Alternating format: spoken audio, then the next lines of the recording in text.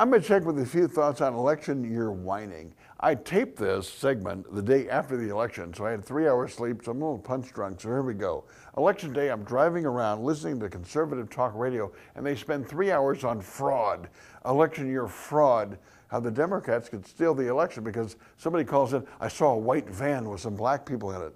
I saw a white van with Illinois plates. Well, somehow fraud did not stop Scott Walker from winning the state by 7 points.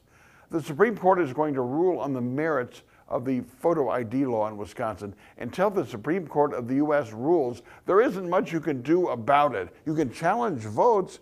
You can ask for a provisional ballot on your own if you're challenged. There are things you can do. In the meantime, just sit down and shut up about fraud.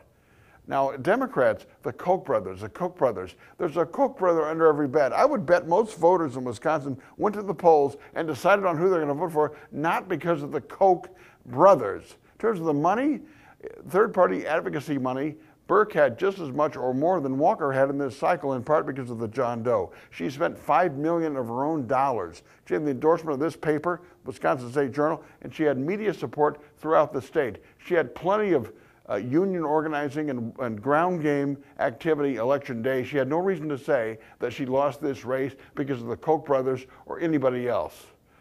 I'm tired of whining. There's a lot of it. All I would say is that this country needs something to be done.